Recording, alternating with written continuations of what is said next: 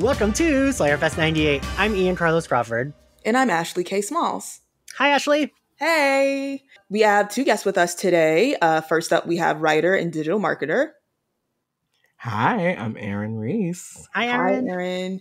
And we also have content creator and author. Hi, I'm Princess Weeks. Hi, Princess. Hello. So I'm so happy you're all joining me. We're here today to discuss Wakanda Forever that just came out this weekend. And I guess we'll start with overall quick thoughts. Ashley, what did you think of the movie overall? Beautiful and heartbreaking, I guess, would be the two words to come to mind.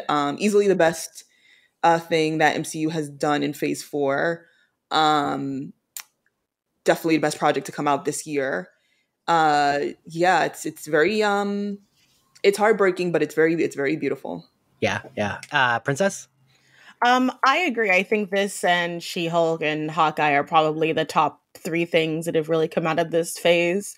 I think any issues with the film are just purely MCU isms at this point, but it is definitely Ryan Coogler hasn't missed yet, and this is definitely another continuation of his awesome legacy as a creator. Yeah. Aaron? Yeah, I mean, I think it is a breathtaking film. I think to watch this is to see that Ryan Coogler loves Black women. The vision is just so distinct and profound. But echoing all the sentiments said thus far, I think this is probably the best the MCU has done in Phase 4. And I think that's honestly saying a lot because I think they took a lot of risk with Phase 4 with their projects. But yeah, this was great. Yeah, Aaron, you bring up a good point. Because I know I've been ragging on Phase 4 a little bit, but I do appreciate the risks they've been taking. They all haven't landed for me, but I do appreciate that we are taking them, right? Absolutely. I love this movie. Same thing as you, Princess. Any critiques I have are more MCU within the MCU stuff they do that they added in than anything else. I was really surprised because I kept hearing, they have reshoots with everything. I was very concerned it would be messy, but it really didn't feel messy, I don't think. It felt like you said, Ryan Coogler knew what he was doing, and you could feel the confidence in his storytelling, I felt. And I think there's an issue where I was talking with a friend about this is now we're so aware of how the sausage gets made. It's every film has reshoots, every film fundamentally will have to go back and do things and have some crunching towards the end. Just that's all we've been hearing about with Marvel and how they're flopping for half a year. So it's anytime that anything happens, it's well, what does it mean? It's we don't need to know this much fundamentally, in my opinion. No, we absolutely don't. I've been saying that especially when after the movie comes out and they were we were going to do this, but we didn't. And it's don't tell me that. Why are you telling me that? Yeah. We got a lot of that for Multiverse of Madness. And I honestly think it hurt the film in the end. Because there was so much, we could have gone this way with Wanda and we could have made it more violent and all these things. And I think, sadly, it usurped what they had done in the actual film. Yeah. Also, I meant to look this up. Is this movie the last part of Phase 4 or is Quantumania still Phase 4 too? It's the last one they said. Okay. You could technically count the holiday special, maybe? Okay, right. Right. But I think this is the real last project. Okay, I was wondering that. So Quantumania will be the first movie in Phase 5 then? Yeah. Okay, all right. Marvel's been. It's been again. I appreciate the risk they've taken. It's just been a little messy this phase, so I have trouble keeping track. I was is Shang-Chi was that? But that is Phase 4 too, right? Yeah. But okay, so I figure the way we'll do this, we'll discuss kind of the characters, and if there's any character I don't mention that y'all want to bring up, feel free to jump in. And then we'll do the themes and plots. I guess let's start with, should we start with Shuri or end with Shuri?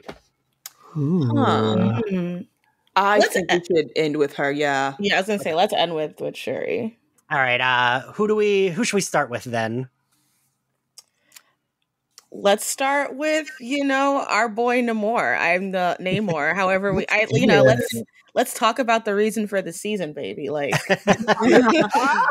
Princess, you had your tweet that had everyone up in a tizzy. I want you to talk about it.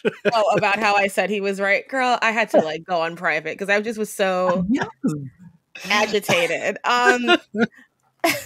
So I guess we're just going full spoilers and everything. So yeah. While I was watching the film, like, it's impossible in my mind to ignore that you are seeing like the Wakandans, this black nation that has never been touched by colonization, being put in antagonism against this indigenous, specifically Mayan with a little bit of Aztec inspiration nation that directly exists because of colonization and imperialism, and how those are the two mindsets that we are seeing being in conflict with each other. And like, from that perspective, every time Namor was doing something that was basically just like, we can't trust these white people, they're coming, we need to like be proactive, I was like, sounds right, sounds about right.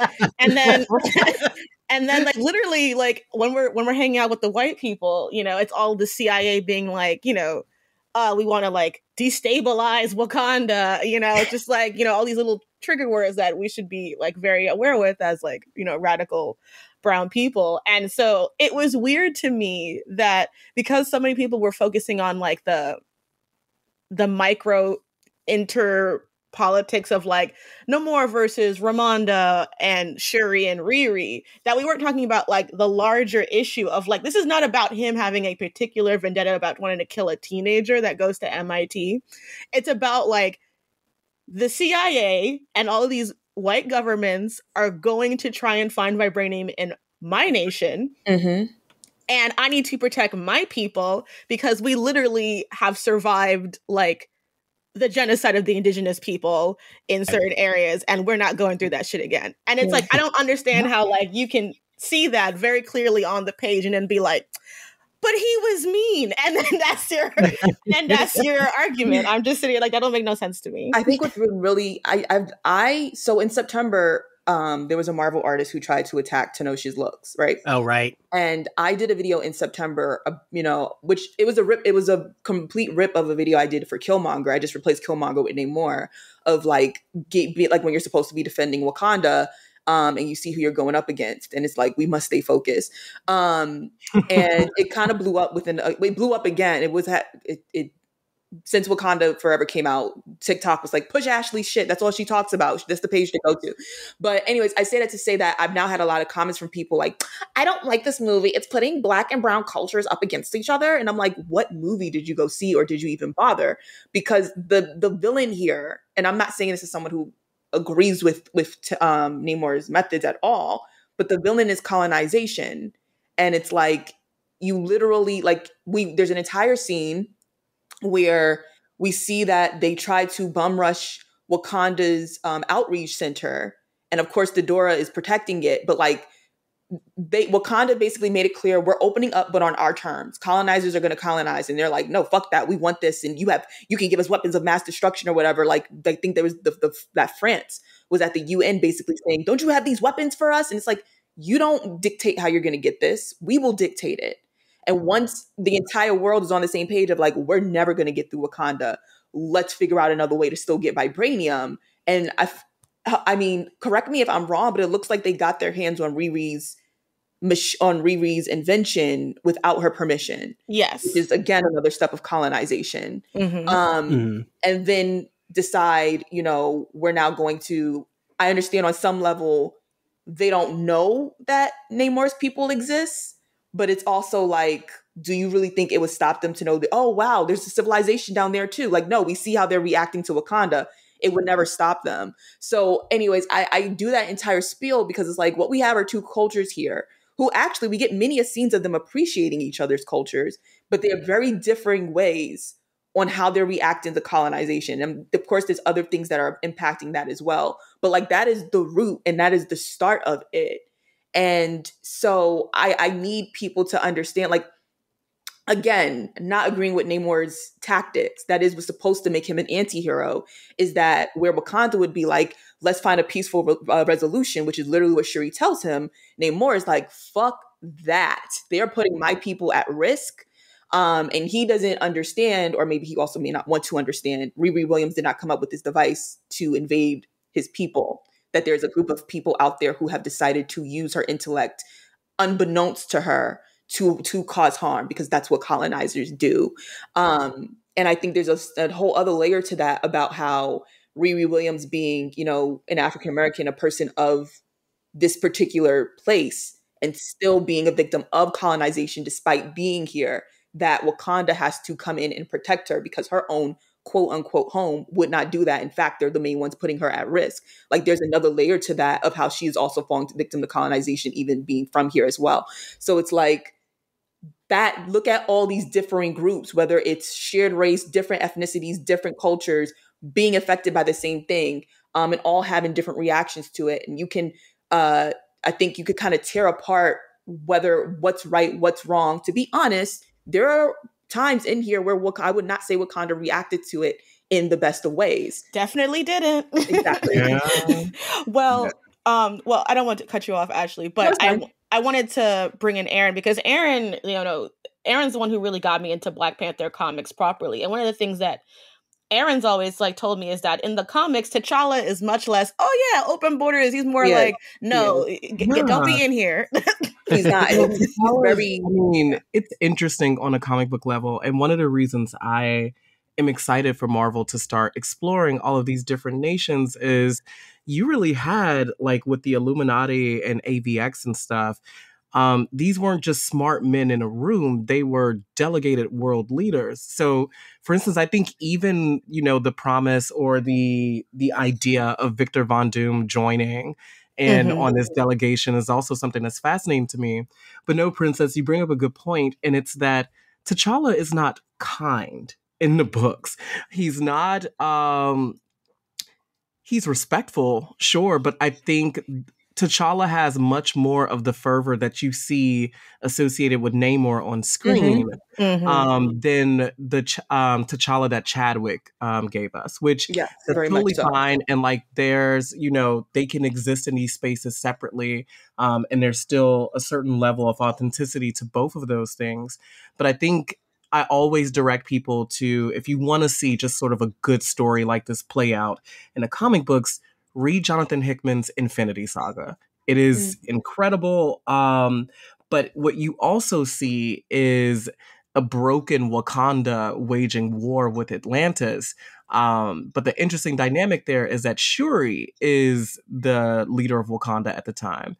And T'Challa, Shuri, as given a grace for him, has banned T'Challa from the Golden City.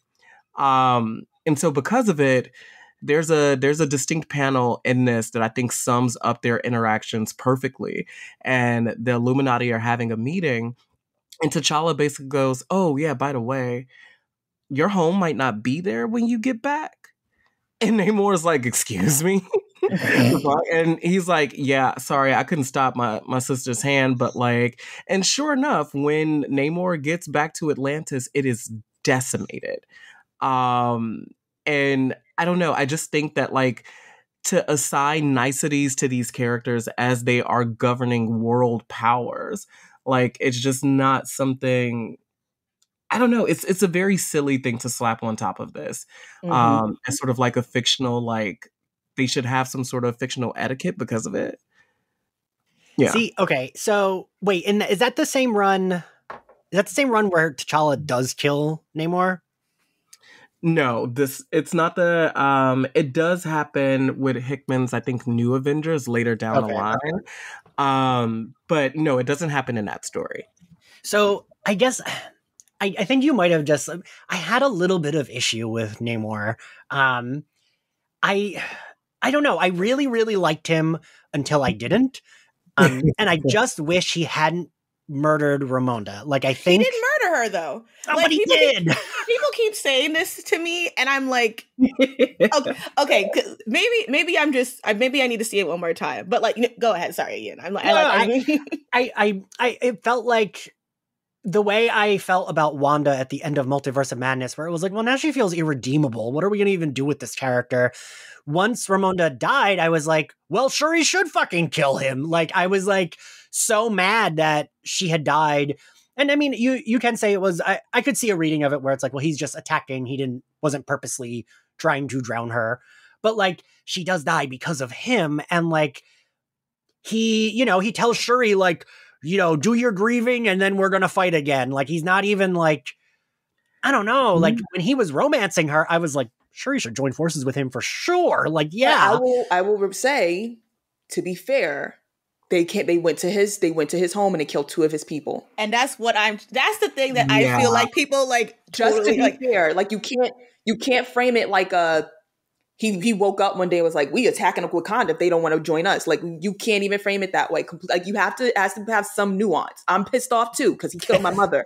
But like, you know, I'm like, I have to be reasonable. Like let's switch it real quick. Okay. Namor comes up there and he killed 2 random citizens of Wakanda. Now, how are they realistically about to respond to that? Yeah. Yeah. Because you know damn well they about to come up with a whole new invention that gives them the ability to breathe. Ramonda's gonna all of a sudden remember Storm's number. Bitch, I need you down here right now.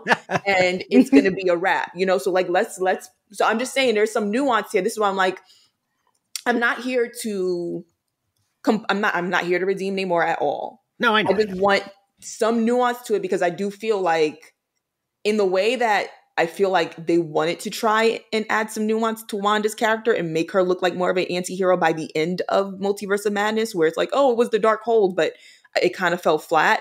Yeah. I do think that is the route in which they're going to take with Namor. I'm like, you're going to still be frustrated with him because that's how he is in the comics. Like, understand, him and T'Challa in the comics got beef, like to the day they die. Like, they make it very clear. Mm-hmm. But Namor has saved lives, but he is also, I shouldn't say selfish because he's doing his job. He's king of Atlantis. His job to protect his people. And in the way in which, like, you see how like the Avengers like basically put a lot of lives at risk trying to save Vision. Yeah. Mm-hmm. Okay. Namor would have been like, oh, he has to go. What are we doing here? What are we doing? Like, you telling me that if we just destroy him right now, Thanos is screwed? It seems like an easy win-win. Matter of fact, since y'all don't want to, y'all hesitant, I will kill your friend for you. This is what I will do as an active person. Like, that is what he would have done. And it's like, will you be mad Vision is dead? Of course. Do you understand why he's about to do that? Yeah. So it's like, I just need people to understand, like, he's, you can't just make it like he attacked Wakanda, he killed, one of them literally died in his arms and was like, can you save me, Namor? Yeah. Well, that's what I want to bring up specifically, is that I do love the fact that M'Baku really laid down how important Namor is to his people. Mm-hmm. Mm-hmm. And especially like saying like they don't call him general, they don't call him king. He is revered as a god. And so I think the moment when, you know, she's dying in his arms, like it was very much like, this is one of my children. Like this is, and he calls them that. Yes, exactly. Yeah. I think that's very important in terms of understanding like Namor's worldview, but I do get sort of the distinction in trying to figure out where to place said blame on Ramona's death, because I kind of err on the side of like Princess's logic in the sense that it wasn't a flat out like direct hit, but what really killed Ramona was her saving Riri. Right? Yeah. Like that was like, if we're looking at the logistical details of it, that in of itself. But what I also loved about Namor too is he made it plain, and his language is so intentional in the scene that he's speaking to Ramona. He says, I'm going to fly to the Golden City and I am going to kill you. Like, he does that. And I wanted to make sure in my second watch that like I was actually hearing what he was saying, and like, yeah, like he flat out said, like, I'm going to come up there and I'm gonna pull up and I'm gonna kill you. He lived his raps. He lived his raps quite true. He really did. And even, you know, him talking shit while he's flying away to Shuri, telling her, I made you queen. So mourn your dead, get your shit together, and I'll see you in 3 to 7 business days. A strongly worded email. I hope this email finds you well. Bitch, I'm drowning. It was so interesting. And I think one of the things you can kind of tell in this movie is that like the Namor conflict was always built into it. But now that T'Challa has passed because Chadwick has passed, we now have to write grief into it. And so grief colors every decision these characters are making. And like the moment Ramonda asks Nakia to go from 80 to go spy on this people and do by any means necessary, I'm like, all right, we've escalated. because like the reality is that when you just pay it down in numbers, Shuri asked to go there as like a political prisoner. They did not harm her. Yeah. And then you sent a spy to a secret location, pull up, killed 1-2 people while Shuri is telling you not to do it. And then it's like, then that's why when people are like, he did it for fun, it makes it seem like it divorces it from all of the context of it. Like, he didn't try to kill Riri because he has something against this bright black young girl. They didn't even know that she was a black child until they got there. Yeah. And he doesn't have the technology to know that. Like, they're secret. That's why he went to Wakanda in the first place as an olive branch. So to me, it's like, I understand. And I'm actually, you know, good to see people try to actually protect black women for once. But like, but let's not sit here with these de-radical politics to not understand like the nuances of what we're dealing with here. It's a nuance that we usually don't get in these movies. Yeah, right. But it is a nuance that exists. And when I see it just kind of like erased to pretend as if like everything is, it kind of reminds me of how like in Falcon and the Winter Soldier, the flag smashers make no sense. Yeah. Because they don't take any time to establish like, well, what are their politics? Are they anarchists or are they never? But they have blow points, up a building. and it's like, oh, they went too far. And I'm like, but we have not even discussed any of the points in their bulletin board. You know what I mean? Like, we have not gotten any information about these people, but you instantly, because they're radical, because they're revolutionaries about a concept that on paper should be explored, it's like, well, now they're the bad guys. Yeah. And I don't want them to do this to this indigenous character who is very clearly coming out of a trauma and a context that even though the Wakandans are Black and African, that they do not understand. Because contextually, they have never dealt with slavery. They have never dealt with imperialism. Whereas Namor, just by the context of where he lives, has probably seen the bodies of our ancestors in transatlantic slavery fall into these waters. So why would he trust any of these people? Yeah, that's true. Yeah, I think it's because, and I did like this scene when we first meet all of the people, like when we like first see on that ship all the scientists. I thought that like that was so well done, and it felt almost like a little bit like action-y horror movie to me. Yeah, when like all the guards are walking off the side of the ship, and then like. And Lake Bell, I was like, not Poison Ivy, oh no. I was like really hoping she would make it just as I love Poison Ivy. But like, I do, and I hate being this person. It felt like this is the first, you know, indigenous Hispanic like culture we're meeting, and they're so ruthless. Like they murder everyone on that ship. And I just wish there would have, I don't know. I like, if Namor could have been a little bit, I don't know, like, and I know that you just said this, like he's not like T'Challa, but I felt like I wanted him to be a little. We got, I don't know. I needed him to be like Namora and Atuma were just these angry fighters, and like Namora's even angry with him for half the movie. It feels like, and I was just like, man, like I don't love. It's like that I do, but I think the danger there, though, there's.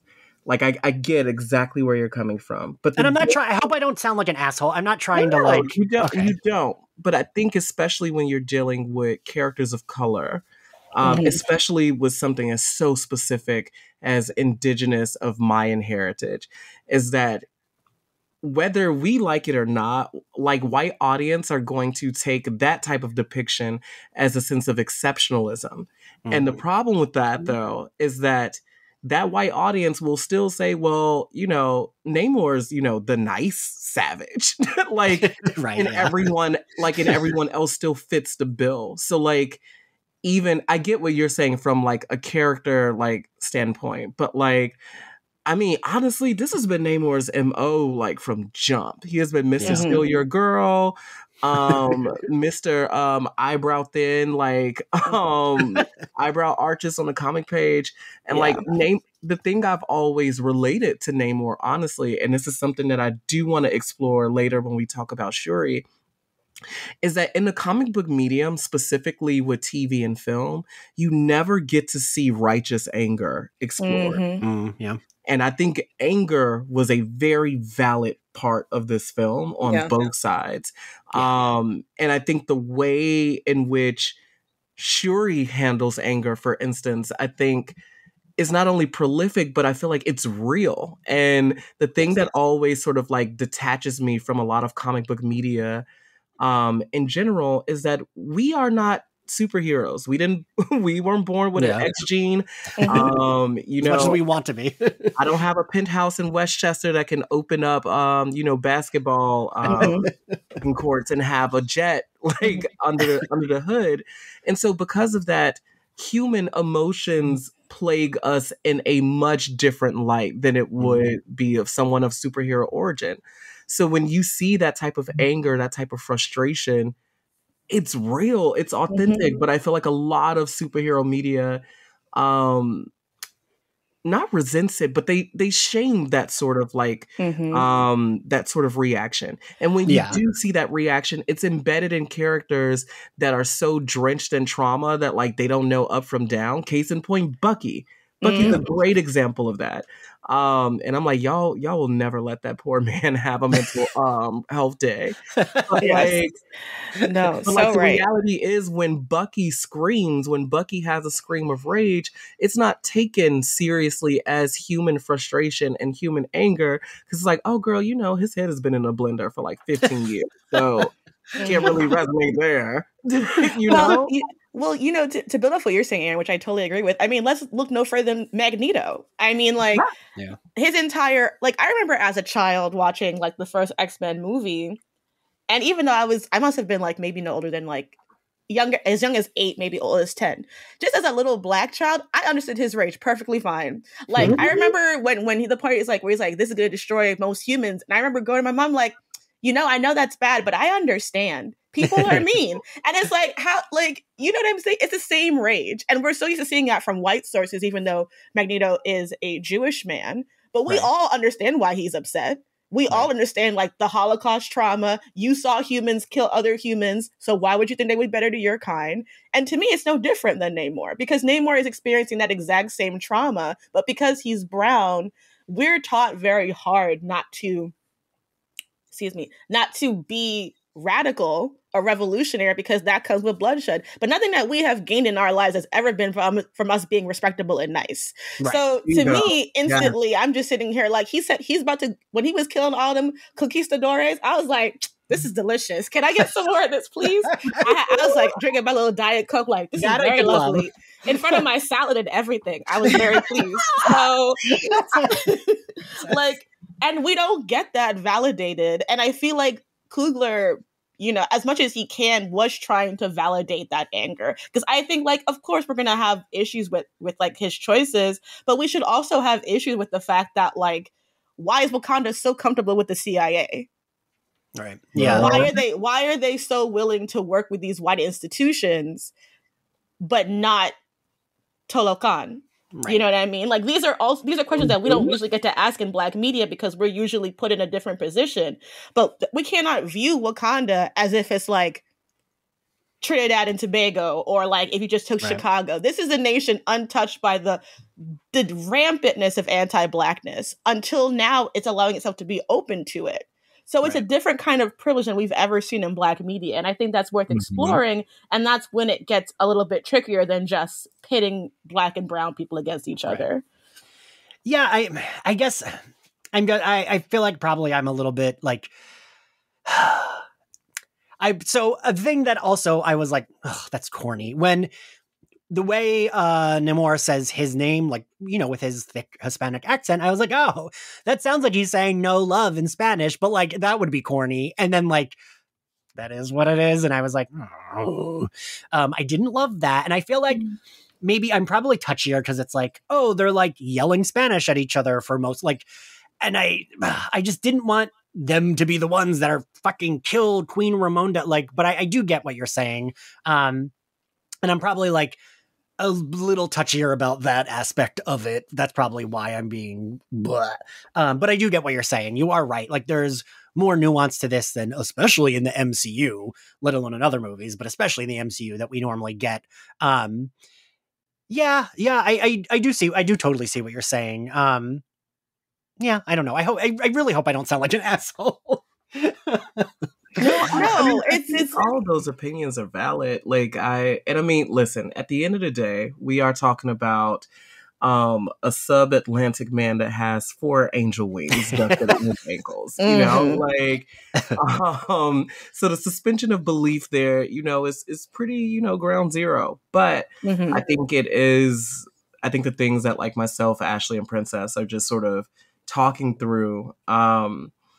It's just we're not used to getting such rich characters with this amount of nuance playing on a world stage. In fact, if this was 10 years ago, like, girl, we just barely be getting into the surface of like, what is Wakanda?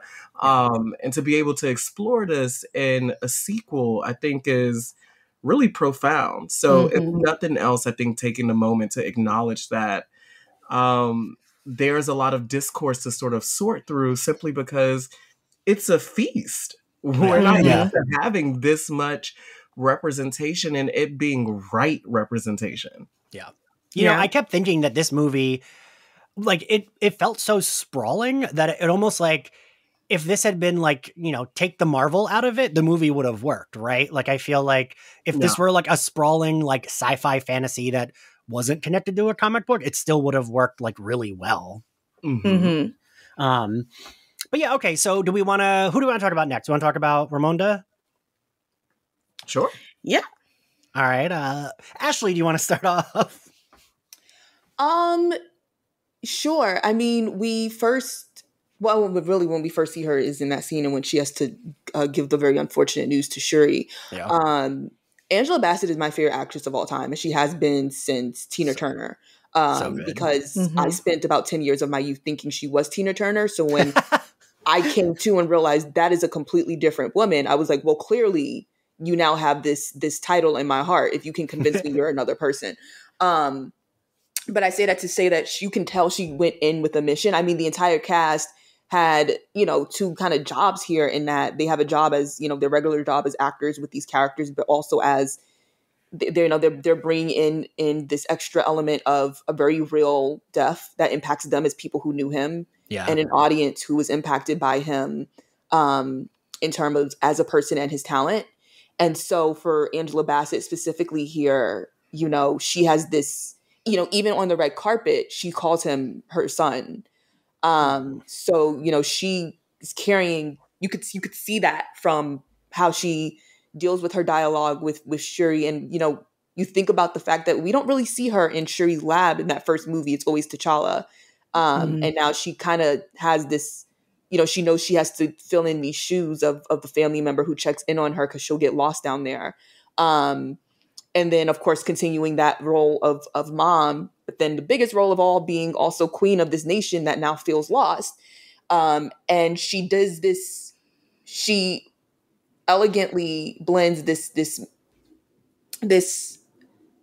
energy of being regal, of being someone who you can trust. But at the same time, that scene in the UN where it's like when T'Challa walked in, you can tell people were threatened. Of course, there's a sense of misogyny there because he's a man. So it's like, oh God, he has, but he also has the strength of the Black Panther.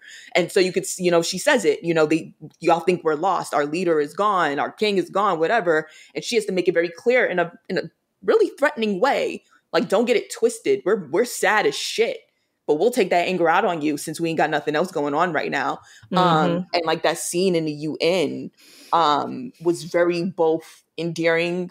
It was heartbreaking, but then it ends on this note of, I will have my people kill you. Don't get it twisted. We're doing an act of mercy. And in that same regard, I'm hoping people can see that sort of mirror, because right after that, we get the colonizers in the ocean when they realize they can't get through Wakanda.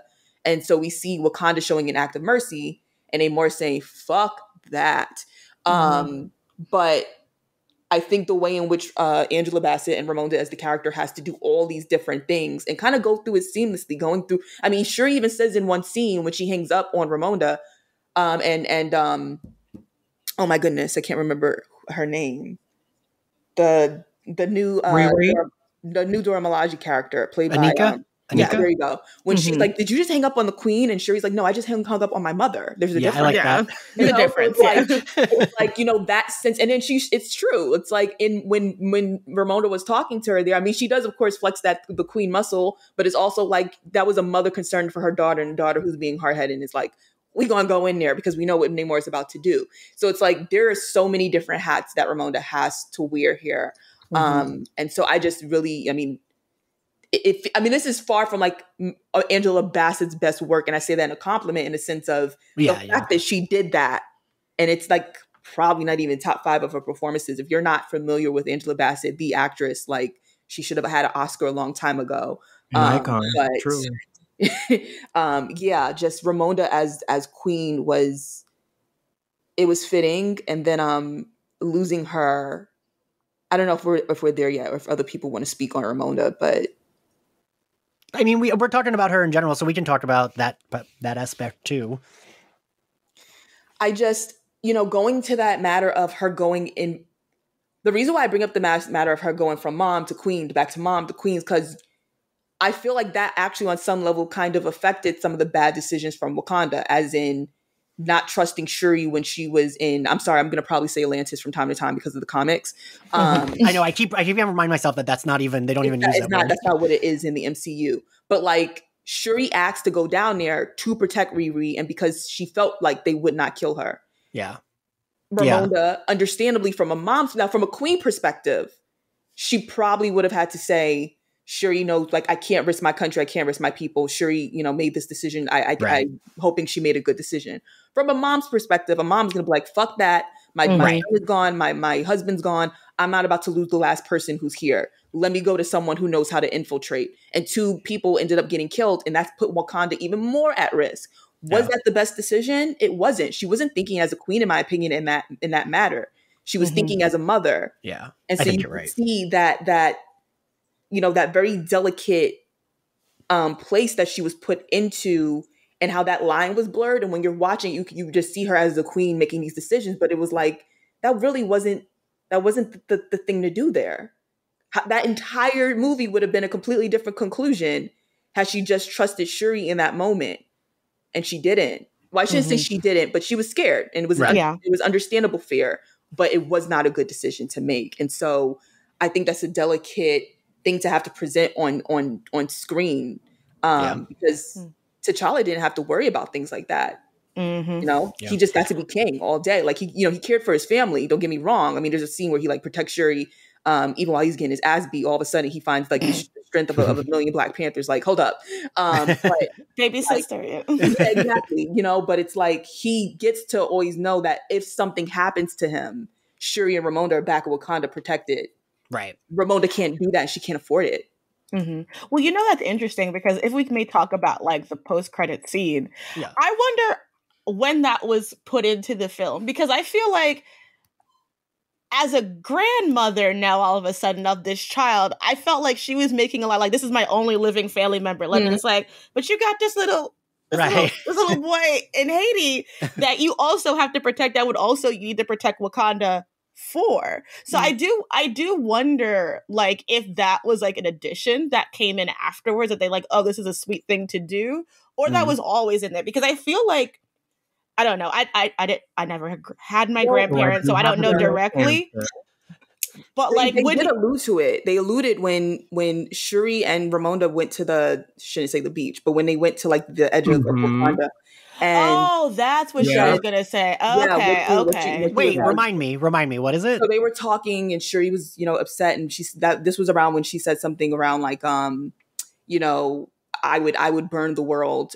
She said that line, and right after, and Shuri was basically like, she was reminiscing about T'Challa, and Ramonda was like, "What you need to know? There's something you need to know about T'Challa." Right. And that was when she was going to bring up the son, and then Namor, coming in, was like, "Bitch, I'm here," but you could tell she was about to say something. That was what privied me. The reason why I also was able to connect is because Ramonda told Nakia, she was like, you left us 6 years ago.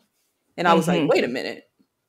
Now hold up. If T'Challa's funeral was a year ago, that means she left before T'Challa passed. So what's going on here? If 2 + 2 = 4. Oh, right. And then they say how she didn't come back for the funeral. Yeah, exactly. Right? Exactly. Yeah. And I was like, to build up that school and things like that. I know she technically was working on outreach, but I'm like, she would have needed more time for this. And so I was just like, she was over here doing some other stuff. Something else was happening. And that's when I was like getting the feeling of like I did see rumors that there would be a son online. So that was starting to confirm for me that was happening, because the math was mathing if it was a kid. And Princess, to answer your question directly, because I've been watching a ton of interviews just like all weekend. But yes, apparently this was part of the original script before Chadwick had passed. So the idea of having a younger T'Challa, which I think it's a smart choice. At least for me personally. I know for the girlies that really want Storm and T'Challa together. Well, we don't care about girlies. Well, we're not in commuting with those people. I don't subscribe to that. Well, I will also say it would line up with what they're basically doing. Exactly. When you look at everything else happening in the MCU right now, basically everyone has a kid or some sort of heir at this point. Yeah. Hawkeye has Kate. Thor has the daughter he adopted. We just saw Hulk's son. Everyone at this point has some younger, I shouldn't say version, but younger, heir or something like that who's in their life. So I believe that, because it would basically be in line with what they've been doing with Phase 4 with all the other characters as well. I hadn't thought about that. You're right. They all do. And even Tony Stark has a child too. Yeah, exactly. So that makes sense. I hate doing the Young Avengers thing, because I think they'll do something different. I hope and pray that they do. But I will say, if what's in their cards is some sort of the heirs of these characters are supposed to come in no time soon. But if they were supposed to do something, T'Challa now has one who's there as well, if that's what they wanted to do. Do you remember, this might be like I don't even remember what it was called. There was like that era where Marvel was actually putting out like random animated movies, and they did one that was like not Young Avengers, but it was like all the kids of the Avengers. Yeah, I remember that. Yeah, I don't remember what it was, because it wasn't called Young Avengers, right? It was something else. I don't think they would. Was that the Champions? No, it wasn't the Champions. It was an animated movie. Yeah. Okay. And it was like during a time when like Marvel was getting out of their like motion comics phase and like starting to like ramp up around animated stuff. But I do remember Avengers Heroes of Tomorrow. Yes, there you go. Thank you. Yes. And like his character had like, it wasn't really like lightning control, but they gave him little like lightning nuances to be like, certain weather witch could be his mom. That's what I was thinking of with all these kids we've been seeing, like, because that kind of lines up more with like the direct children and not just like Young Avengers, but also I do want to talk about Ramonda and Okoye's scene where she kicks her out. Yes. Because for me, that was like a scene where it's like, I'm so mad that she's doing this, but I fully understand her anger. She's a mom. You know what? So one of the things I've been quiet about most of the Ramonda conversation because I want Princess and Ashley to absorb as much of this conversation as they can. With Ramonda obviously impacting them as Black women. But I will say Okoye is a character I deeply love. And Ramonda's just sort of ferocity in that scene, to me, again, felt warranted. It's like watching watching a sizzle reel of like your family just like making a lot of mistakes, but you understanding why these mistakes are made. And I think the one thing I want to point out in this conversation that they had, that I loved, that Ryan included, was the fact that Ramona pointed out that Okoye was part of the insurrection. She had a hand in it. And her even saying, I gave you the grace to like, assume your mantle even once T'Challa was back in the seat, but like you abandoned us. And I thought it was prolific because in that moment, especially if you go back and you watch the first movie, Ramonda is in such a vulnerable place the moment that happens, right? Yeah. I am an animal and nature freak above all else. And the first thing that I thought of is like when you're looking at big cats, specifically lions and panthers, the idea is that if there are cubs that are not that male lion's heirs, you kill them. Like, and so, I mean, it made perfect sense that she had to go into hiding once Killmonger, took over the throne. But like, I loved that she actually called her out on that. Yeah. And I think to me also, let's talk about the memory of Black women real quick. Because, girl. She's been holding in that rant for a while. She's like, the next time she do anything, I'm going to just be ready. Whew. That was it. She a water sign for true. I mean, that was like, it was giving Pisces. It was giving Cancer. Okay. But I was like, she's been holding on to this for a nice little minute. And it's just, and I don't know, I feel like, obviously, I think all mothers have the potential to like really go to war for their kids. But I think there's something in the ferocity of Black women when it comes to their motherhood, where they're so willing to lay everything out on the line. And she looked at Okoye as almost like her biggest mistake, and I know that broke her. Yeah, but it was great to watch. Denai's acting. Oh yeah, we see this usually very of two things: them having Namor's people go up against Okoye, who we know as basically the strongest, without the Panther powers in Wakanda, and Okoye being very vulnerable, even after basically, giving them blows that should have killed him, as she said, and them just basically popping back up. Like, that was such a great way to very much illustrate their strength and make it very clear, like, they're not dealing just with people who have access to vibranium here. But then moving forward to this particular scene between her and Ramonda, where she breaks down and she just straight up gets to a point where she decides, this strong woman deciding to basically grovel to this position. That's the desperation in which she was willing to express to all her people. And at that same time, Ramonda did say, with what's going out there, I don't want to take that. I don't think I want to take this risk. And she only let her go because Okoye said it. So I'm like, yeah. I'm like, no. I knew where she was. I didn't want her to do it, but I understood as well. Yes. But yeah, that act of vulnerability that Denai was showing in that scene, and then having to pick herself up, put her spear down, and then walk away, was also like, and also the shade that they threw at Daniel Kaluuya's character. Oh yeah, Wakabi. Hey, like that Negro's over there, but she can visit his ass in jail. But actually, I'm so glad you brought up that scene, because in my second viewing, it's a perfect sequence to follow into the throne room, because you see at several points in that fight that Okoye's fear, like you've never seen her that shaken before. And I think there's 2 points in that fight where it doesn't feel like just a bunch of like Marvel fight choreography. Yes. Because one of the things I told my partner after we came out this movie, when you watch it a second time, you realize that Okoye is not just fighting to save Shuri, but she is fighting, and she makes this commentary later in the throne room where she talks about, the idea that there is also a chosen race of people who also have access to vibranium, uproots everything she's ever known about Wakanda. It totally disintegrates the idea that like they were selected, that they are a chosen people. And so when Atuma is landing these blows on her, you could just like see the confidence like being drained out of her eyes, and the scream that she lets out, like right when she comes to in the water and she realizes that they're gone.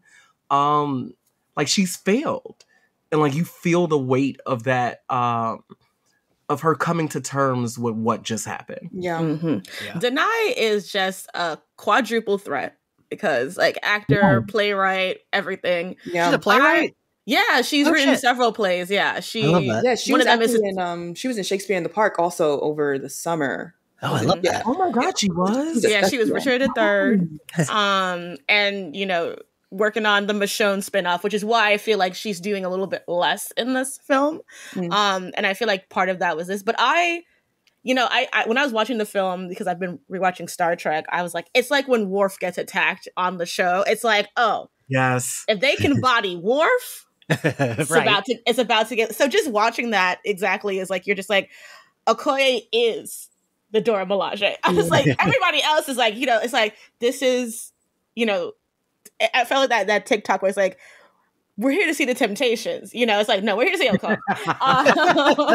And so that scene was so emotional and it was so powerful. And I think it was one of the best acting that I've seen, not just in the MCU, but like this year between like two women just discussing their pain and their losses and just how much it meant to Okoye to be this person.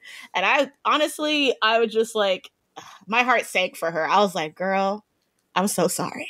Okay. Because not only did she get a tongue lashing from someone that she calls mother, but it happened in public, in front of everybody. Yeah.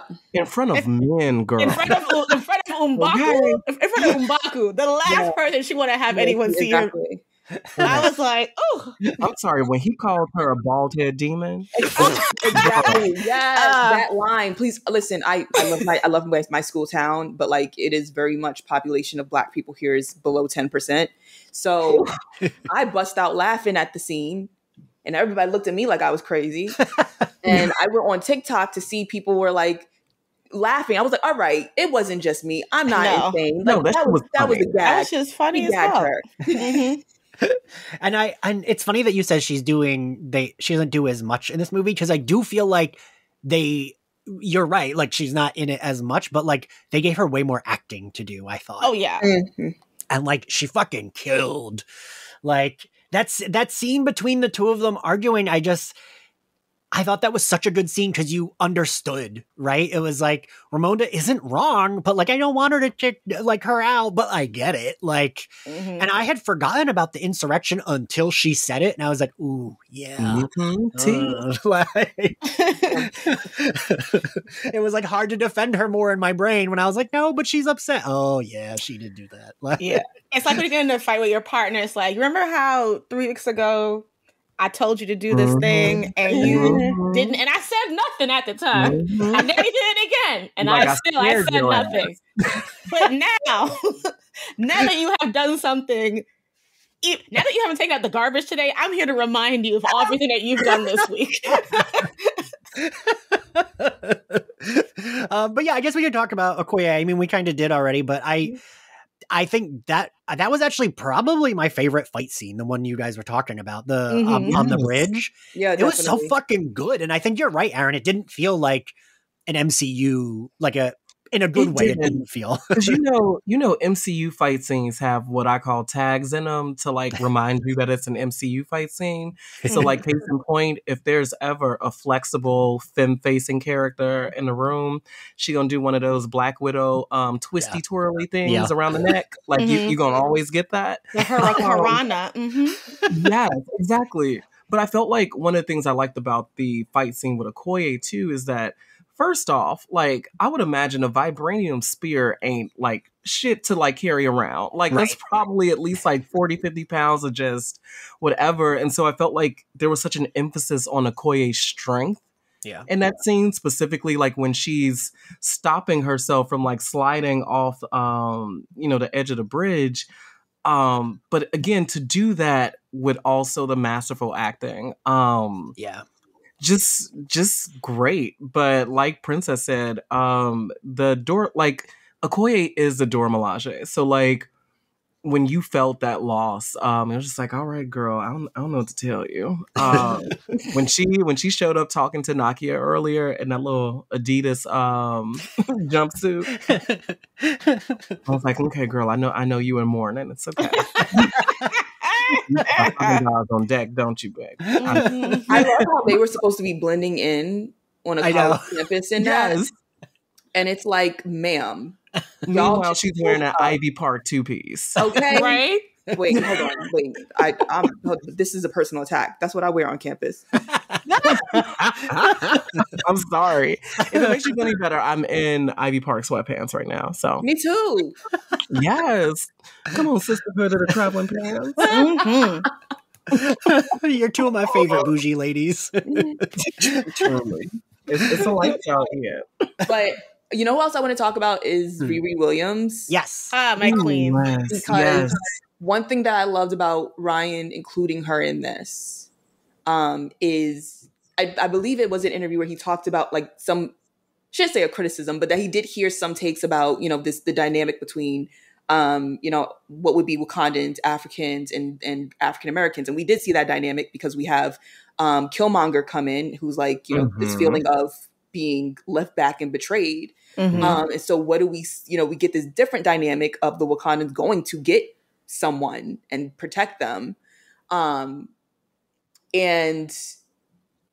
it was several stuff. There was a line, I can't remember who said it. Was it Killmonger or was it, it might have been M'Baku, where they called, after Ramonda dies and they say she died protecting one of the children of the Lost Tribe. And I was like, Killmonger, yeah. Okay. That was, but like also it made me feel included because I was like, oh my God, we're from Wakanda, we're from the Lost Tribe. But just this matter of this idea of like this connection that those of us who would not be from the motherland, this connection we still have to it. And then also the dynamic of which we already talked about earlier is that Ramonda made the decision knowing she was risking her life to save her. And we see that embedded interest from Riri from before, where it was a sort of like understandably selfish mentality of, oh my God, my garage is being invaded by the feds. It's, you know, and then they get taken underwater and, you know, she's like, sure, you're not about to leave me here. Are you like, like, you know, it's like understandably a fear. And then once, you know, Ramonda has now sacrificed herself, it's like when she's in the air and she has her new suit on and she's like for the queen and she's, you know, it's a complete change in dynamic. And so the change in relationship to this in terms of ethnicity, an African-American has been brought into Wakanda and on some level gets to feel, it takes a minute, but gets to feel like she's home. And I was very appreciative of that as, you know, the many conversations that were had around this from the first movie. And now it's a very different conversation because she was brought in and she was basically immediately seen as, on some level, one of them. I'm not saying like they see her, but like she wasn't treated as an outsider from what I viewed. And even going back to the colonization part of like her plans basically being stolen. And she said, well, several stuff. When they're in a dorm, just to do a callback, when Riri Williams said to be young, gifted, and black, and then she said, oh, y'all probably don't say that. And that was a great line. I love that. Great line, but I just realized context. Ryan did that as a callback to Chadwick because in his speech, he won an award in his speech. He says to be young, gifted, and black, and I thought it was a callback to Nina Simone because that's where the line first came from, and it still is because it's still her words. But Chadwick was quoting her, and it was a callback to his speech. And I'm like, I also realized like we're going to pick up on stuff moving on in this dialogue of stuff that Chadwick has said. And then, you know, the fact that she also says she only built that machine because her professor told her she couldn't do it. And it's like so important. Yeah, it's like this connection of someone doubting her. She didn't come up with some grand scheme to like, I'm gonna get my hands on vibranium. It was just a matter of they told me I couldn't. Like, you are a black student at MIT and still being doubted. Like, what does that say? Like, you've gotten here. Riri does not come from a rich family, so like, I mean, if you read the comments, you know, like she gets there based off of her talent, and still they're telling you you're not good enough. And so it's like all these things that very much mirror what is the African American experience. And her first reaction when Shuri and Okoye come. Well, first Shuri, because Okoye scares the shit out of her. But her thing was like, am I being recruited? And it's like, is that not what we basically were all, is that not like every African American's takeaway afterwards? Like, when are they gonna come find me? When are they picking me up? Like, I don't even need to pack much. My, like, you know, I just, I'm ready to go. I don't even need my cell phone. I'm willing. Let's get the hell up out of here. So I just thought the way in which they were able to bring in a character who mirrors so many of us who are watching this, but have a different culture ourselves, but relate based off of race. And we get to see some of that persona in Riri. So it's representing us in a much different aspect in terms of Black women than what we get from what is basically a group of people who are not impacted from the same, let's say, kind of colonialism, because they're really just experiencing for the first time that we are. That's all. No. Yeah, I've loved Riri Williams for a long time because I read the comic books and I read the Ironheart runs when Eve went onto it. And I have to say, like, I am both happy that she was in here because Dominique Thorne, fellow Caribbean two immigrant parent person, and like, just I realized while watching the movie how ridiculous it is that I'm still shocked when I see like Black features on Black girls these days, because the first thing I saw, like, she got a nose, you know, like, and I thought, like, we're so used to seeing like Black phenotypes becoming less and less the norm in how we cast, especially Black women, that just really stood out for me. And I love that she was included in this, because part of the thing with Riri is a lot of times she has been handled by like non-Black writers that really didn't understand the intersections of her identities and how to really put that together. So I was glad that they have set a template that is very much rooted in a Black American experience, because that's super important to me. I do, on a certain level, wished that she wasn't as much in the movie, only because I feel like she is a character that needs her own space. And when you bring in this new character and make her kind of like a MacGuffin, it isn't the best introduction to a character that you want to have in some larger situations. It was still done, I think, the best it could have been done. I still think it was a strong introduction. I just feel the same way I felt like about America being used as a I was gonna bring that up in thing. It's just like, it's great that she's here, but like, we could have done this much differently, especially since there's going to be an Ironheart miniseries. Yeah. America Chavez will forever make me angry. But like, I did feel like Riri, it felt, I think to your point of like, oh, like this was someone who knew the experience writing it, rather than America Chavez, where she's just like there and like doesn't have much of a personality. And like, oh, sometimes she talks Spanish, so there you go. And it's like, ugh. Yeah. Like, I wanted so much more from that character. And I was worried because the MCU seems to be doing this with like younger characters, just having them as a MacGuffin that has no personality. But I was glad that she did feel like a more fully realized character than America. I don't know. Sadly, I think that's true, because America is so defanged when we meet her. Horrible. Like, I was like, the MCU had the audacity to give this girl the power of immigration and like not really have her run with it. Like, I don't know.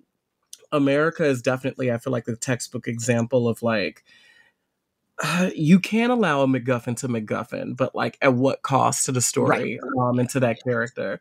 In the case of Riri, I feel like there's two things that I think sets her apart from the characters we've seen in these roles in the past.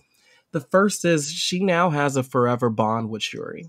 Like, Ramonda was just as much of a mother to her in her final moments than she was to Shuri. So I think there's always that there. But I also think one of the things that, and again, we can unpack this much more when we talk about Shuri directly, but I think one of the things that happens to a lot of Black women that you see on film specifically is the adultification of the Black femme, especially after trauma has hit, right? Like, and one of the things that I had hoped this movie would do, and they seem to do a pretty okay job, was I was glad that Shuri had Riri, someone her age, in the lab with her, working things out and stuff. I mean, I think, you know, obviously taking away like the idea of the crown and sort of what monarchy can do to a young royal.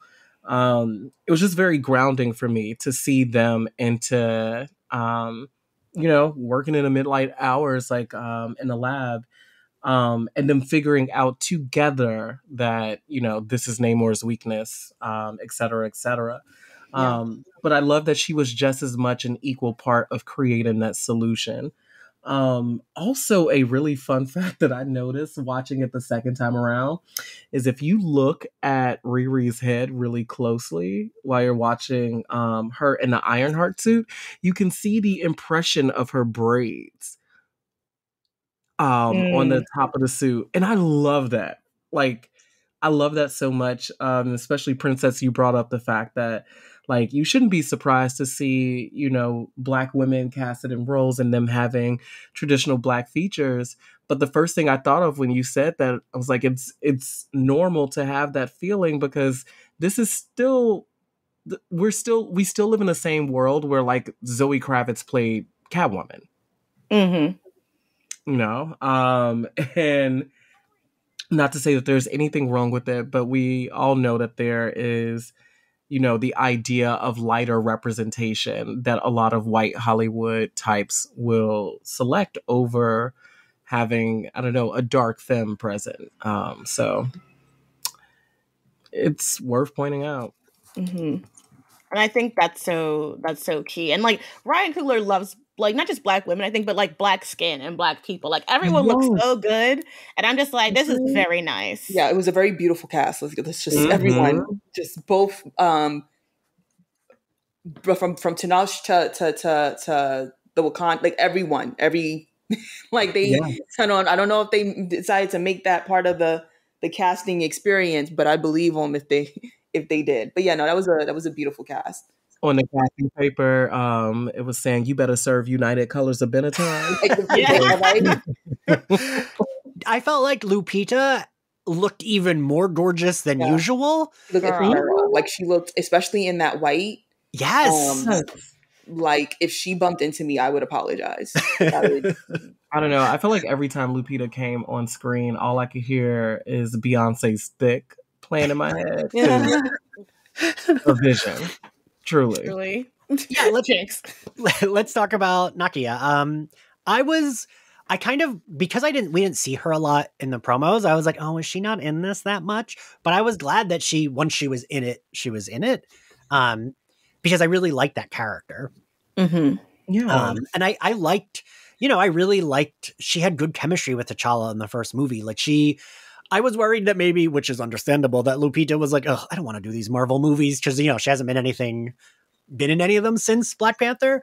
But I was glad that she was back. And I thought it was also good for Shuri to have her for the last half once Ramonda had passed. Like, it was like, please give her someone that, like, can talk to her as an equal, that isn't, like, more nervous of her as a ruler, Yeah, so when I mentioned earlier that there was space given to Shuri to allow her to express her anger, Nakia is one of the characters that I inherently thought about. And specifically, she takes the heart-shaped herb, she goes, she sees Killmonger, she comes back.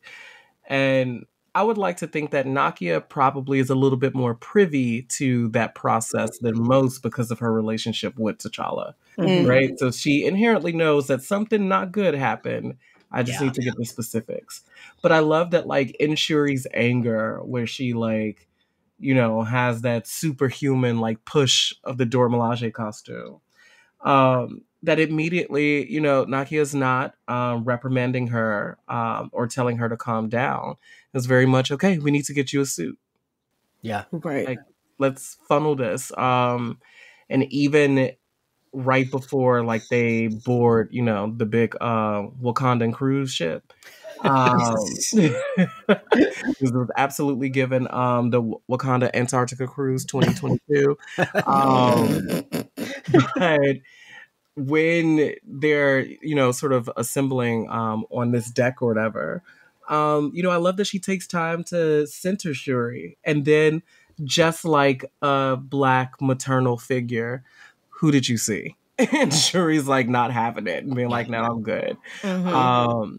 But that was something that also, I think Nakia does, that you could see the rest of the cast kind of falls into as well, where even though I think 2/3 of everyone in that room knew Shuri was out for vengeance, and a lot of people kept it real with her about what the outcome would be, to see Nakia and M'Baku so still unwavering in their support of her.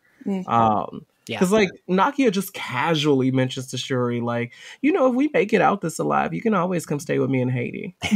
Yeah.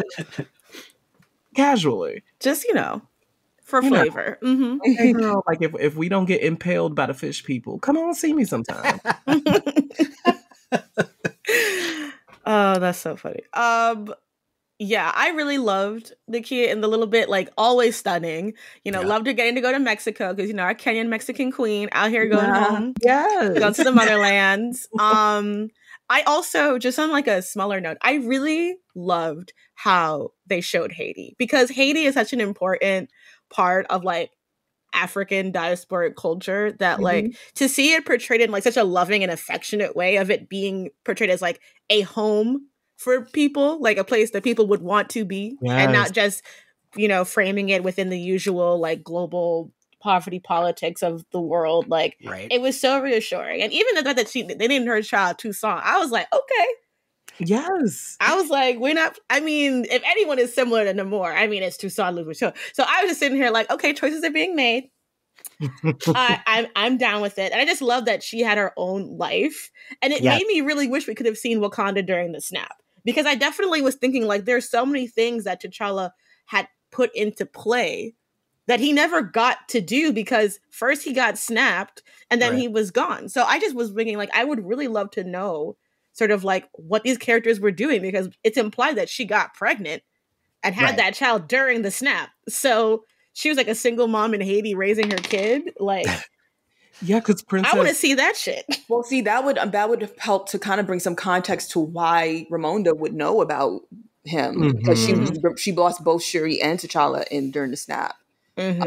So if Nakia, I mean, she, you know, still technically single because the father is not there, but like she would have had Ramonda, and Ramonda would have had that relationship with the both of them because of that. So that does kind of add some context to it. And then basically after being snapped away, and then you come back, you fight with your brother against, you know, this army, and then you find out he's battling this illness and he's gone. I could see why she would also keep it a secret, because like who's really trying to like sit with the news of your brother had a kid when you had so little time left with him afterwards. So like it adds some context, but I would like to be able to explore that, which kind of maybe makes an argument for a show about Nakia, or maybe now Nakia and Shuri in Haiti. I don't know. Maybe I'm doing too much, but it does add some context to like this missing piece of, I mean, you had a whole family member on the other side of the world and didn't know it. So I would kind of like them to explore that. I mean, Ryan Coogler did talk about too recently that the original script for T'Challa, before Chadwick's passing, was that he was going to be mourning the loss of time. And how like so much had happened. And so exactly to you and Princess's points, that so much happened, you know, between the blip and then, you know, the end of the Thanos war saga, whatever you want to call it. That I think is really interesting that Ryan Coogler said he opened up the original script with T'Challa essentially mourning the passage of time and mourning, you know, him not being able to be there for such pivotal moments. Yeah, I could see that really. It would have been an interesting dynamic, because we know, I mean, I feel like a big theme for T'Challa would want to be being a different father than his. I mean, as much as he loved his dad, he learned so much more about his father that he didn't know when his father was alive. And I could see him, even though it would be no fault of his own, be feeling guilty for being snapped away and missing out on his son's childhood. Absolutely. Because of how his own father let him down. So that would have been, that's wow. I mean, I don't want to dwell on it too much, because we can't, you know, we can't get in. I'll get sad. But yeah, that's an interesting tidbit. Are we at Shuri? We're not Yeah, sure. I think so. Yeah, I think so, yeah. I mean, we can bring in.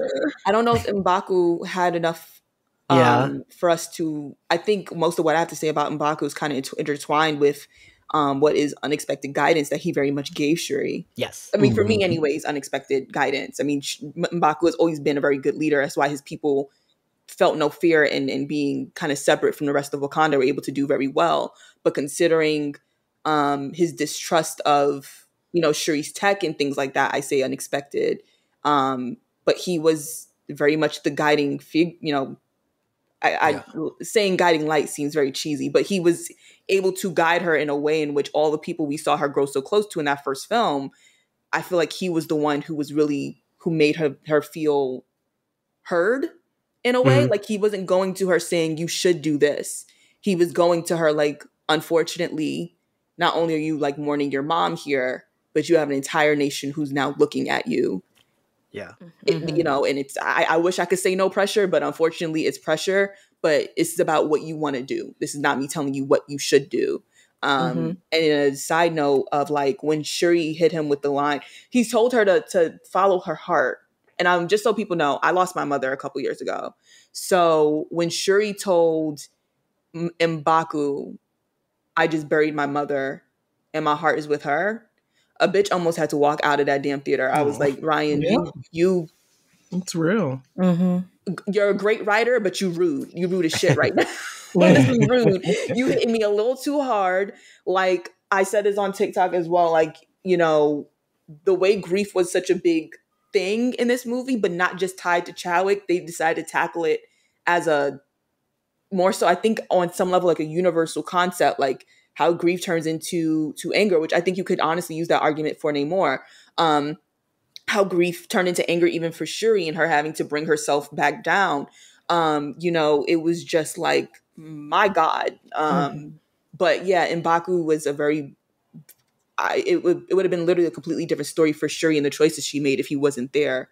But Shuri is another one who went through I've always known Letitia Wright is an amazing actress. She did a phenomenal job in the first movie, but in the first movie, she got to be genius / annoying sister, and not annoying in like the low-key annoying Thor way, but in the very traditional sense of, I'm going to tease my brother, but I will kill all of you for my brother also. And it was a completely different dynamic here, where it's like, she also has to go in between, royalty and this very young person who's dealing with such, you don't want to deal with that. You don't think you will ever have to deal with that type of grief at such a young age. And then it happens. And like, I feel like at that age, you kind of feel like invincible in some level, especially if you're royalty in a nation that's basically untouched and all powerful. Like, you think bad things can't really happen to you. And then they do. And I feel like life almost shifts as someone who has lost someone. And I never really had a significant loss until I lost my mom. Like, life starts to just feel different. And when the movie opens and Shuri opens with that line of like, boss, if you can save my brother, I'll never like doubt you again. And like, what a way to start a movie, because you do, when someone's life is on the line that you care about, you start bartering with anyone and everyone. Like, you're trying to make sense of it. And it's, what's the word I want to even use? Like, it kind of feels, it's humbling, but it's also such a level of powerlessness. And I'm just thinking of like, when you've never really been someone without power because of where you're from, because of your title, because of your intellect. And now it's literally fate. It's not a matter of what people are doing to you. It's no one is at fault here.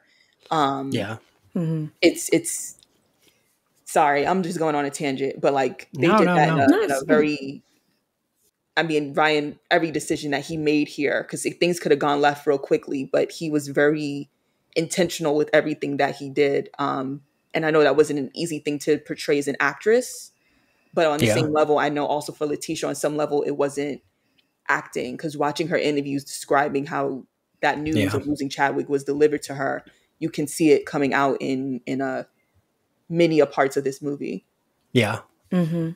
Totally agree. I just thought she was phenomenal, was serving so much like power, and I felt like I hate to bring him up, but like when that scene with her and Killmonger, I was like, okay, first of all, Michael B. Jordan, this is the look that you should keep. Like, you know, because I was like, this is the best you've ever looked, sir. Please keep this up.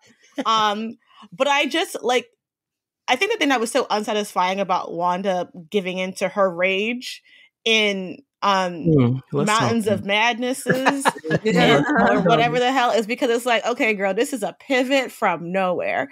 And like, not from nowhere, but just a pivot from like, you know, not good, just not good.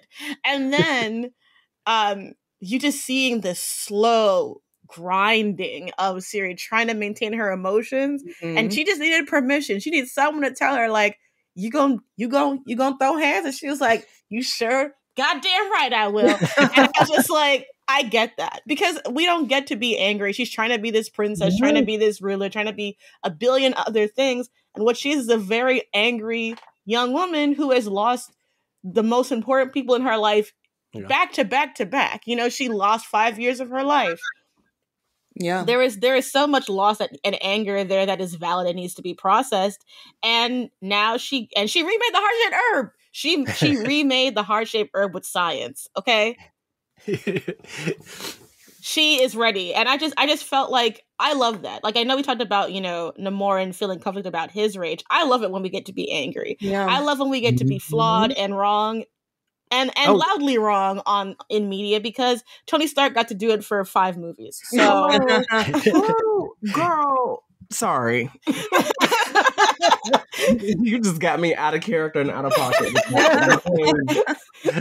We've been rewatching the MCU in this house, so I just been fresh. Like, I love Tony, but I'd be like, man, you was just being a little nigga all this time. A whole cis-het white ass for like the better half of a decade. And I mean, I think, Princess, you and Ashley both hit on very particular things that really made me happy about Shuri in this movie. But I have to say, so I am someone who identifies as non-binary. And the rage that manifests physically for Shuri, I think, is a very non-binary expression of Black rage.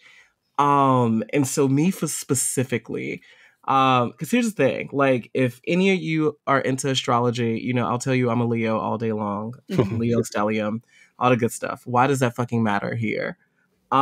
Is the fact that one of the things I've struggled the most with in my life personally is that knowing that, like, Leo energy specifically is a very masculine energy.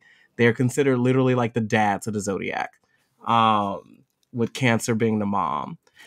So knowing that, like, that is a ferocity that I can appreciate, but never seeing it from sort of a non-binary gaze has always made me very confused. And there's something about the delicate ferocity that Shuri expresses, specifically when she's talking to M'Baku, and then when she goes on later to fight Namor, that is, again, a very non-binary, like, viciousness that I loved. And I think this is the first time I can honestly say that I saw myself in a Marvel character on screen. So happy for you. That's like really sweet. Like, I will say Shuri's rage and anger, I like, while I have my like dumb whatever nitpickies with Namor, Shuri I thought was like pitch perfect. Like, I loved her anger. You felt, I don't know, it felt, I was on her side. I was like, yeah, she's going to be petty and she's going to murder him, but fucking do it. He just killed her mom. Like, yeah. You're doing great, sweetie. Yeah. You're doing great, sweetie. Yeah. Like, and I mean, I will just chime in with the Multiverse of Madness thing, because they did say that the original plan was for Wanda to like be partnering with Strange, which would have made more sense. Along the way, she would be like, you know, this opportunity would come up and you'd be like, you bitches been taking opportunities all you want. It's my turn. And that would have made perfect sense. And I would have been on this side. Go in, there's a threat, you do the hero thing, realize the hero thing been biting you in your ass. I don't want to be a hero no more. It would have made perfect sense to me. Yes. No, we just had her being the villain from up top. Like, we didn't watch WandaVision and see her. I'm like, because my thing is, if you were going to be a villain anyways, you might as well have stayed in Westview and stayed with your pretend family and been happy as shit. So but Ashley, you don't understand. She read a book. Right. Okay. Exactly. Yeah. But I mean, what's also crazy about that when you think from just like a storytelling perspective with Wanda, and y'all know I love me some dark, evil, chaos Wanda down, but like to go from being like, yeah, my man just had his like, yellow crystal removed from his head. And I fought in an intergalactic war and all this shit. But goddamn, that book, that's what did it, girl. That book put me right on over the fucking edge. Listen, because she knew Vision's chakras would never align properly ever again. You can't recreate that kind of balance. Like, no, to me, I'm gonna tell y'all what the crux for Multiverse of Madness really is, and like what it's really given is, you know what?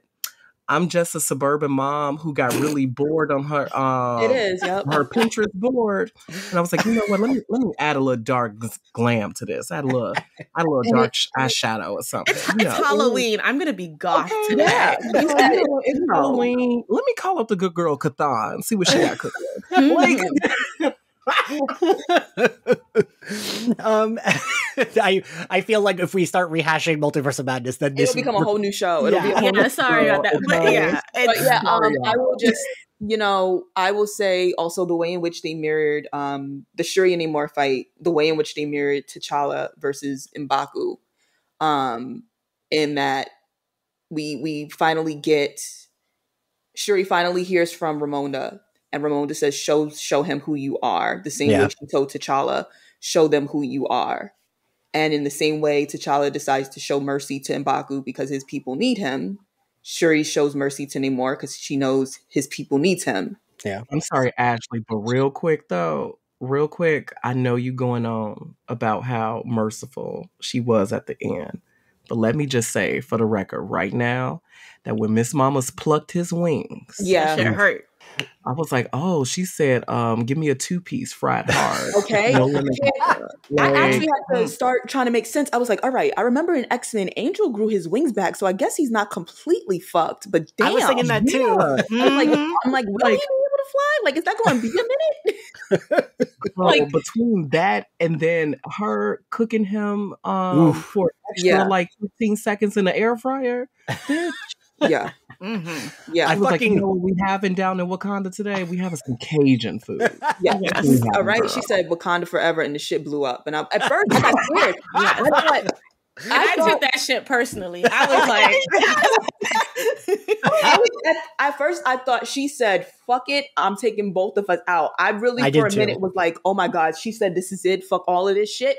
I'm like, I'm about to go see my brother and my mother, and I'm taking your ass with me so they can whip your ass too. Like, I was really like, my God. So I hope they keep that bit of vengeance. And if I'm not mistaken, I mean, first of all, T'Challa is way more vengeful in the comics. Yes. And I think Shuri is too. Like, she definitely is. So it would be comic book, accurate if they decided to do that. I hope they don't make it like she was just mad in this particular fight thing, because to be honest with you, the whole, she lost everything, so let her lose her shit thing. Like, I know people have been saying that about Wanda. They're not completely incorrect. No, this is a true good for this is truly someone who has lost everybody. And I remember going into the movie when I was making content before I knew what was going to happen. I was like, Namor too close to Ramonda in these damn trailers is making me nervous. And people in the comments was like, do you think he's going to kill her? I was like, they wouldn't. She already losing her brother. They wouldn't. They would. I don't. Oh my God. I wish I hadn't done that, because MCU said fuck around and find out. But yeah, I'm like, people are gonna find those, Ashley, and be like, look, you were wrong. Yeah, I'm like. Honestly, I'm about to reply to them and be like, it was your fault because you put it into the universe. They manifested this bullshit, and you need to answer for it. But like that.